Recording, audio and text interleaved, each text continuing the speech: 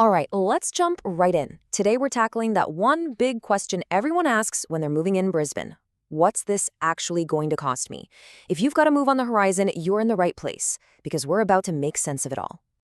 So here's how we're going to break it down. First, we'll get right to the numbers you're looking for. Then we'll dig into what makes those numbers go up or down.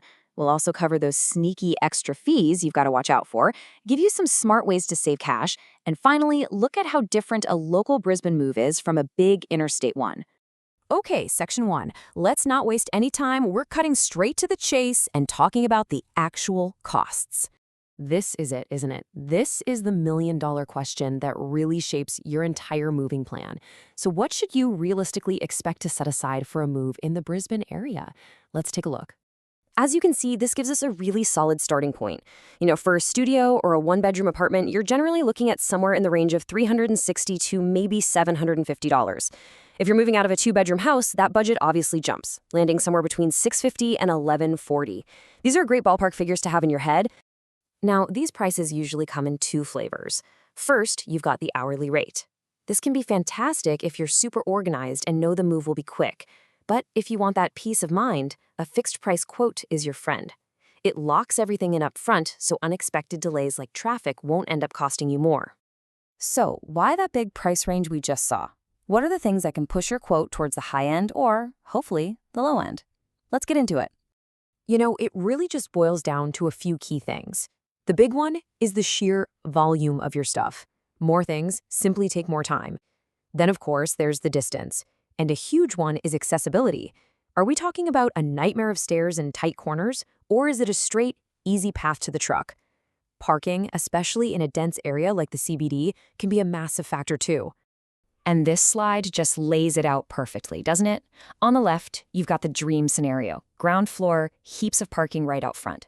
But on the right, you've got the challenge, a top-floor apartment with no lift. Every single one of those stairs adds time. And as we're learning, time is literally money. Okay, now for the part that can really trip people up if they're not careful, the extra fees. These are the hidden costs that might not show up on your initial quote, so let's pull back the curtain on them. You should always ask what's included. Things like professional packing services. That's usually an add-on. Same goes for the packing materials themselves. Better insurance for your really valuable stuff, or if you need storage for a bit. And you can definitely expect a special fee for those heavy, awkward items like a piano or a pool table. They need special skills after all. And just to put a number on it, think about this. Even if you do all the packing yourself, just buying enough boxes, tape, and bubble wrap can easily set you back somewhere between $100 and $300 before the moving truck has even shown up. But here's the good news. You're actually in the driver's seat for a lot of this. You have way more control over the final cost than you might think.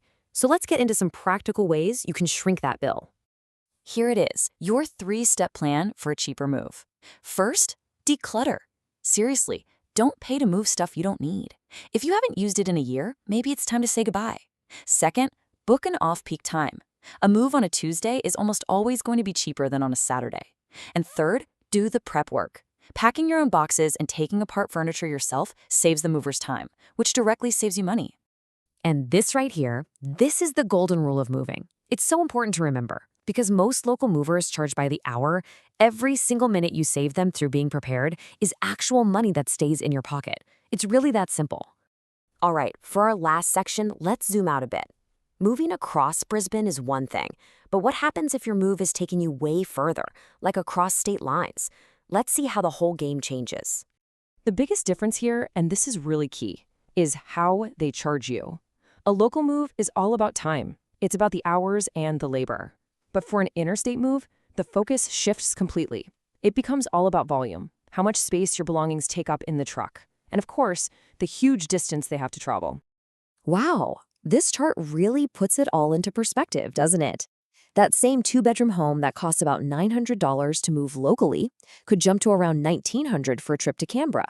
And if you're going all the way to Perth, you could be looking at a bill closer to $2,800. Distance is just a massive cost multiplier. So, after all that, what's the one thing to remember? It's simple, really. Preparation is power. Being informed, being organized, that is the single best tool you have to control your moving costs. And, honestly, to keep your stress levels way down. So now you have the financial roadmap. You know the costs, you know what to watch out for, and you know how to save.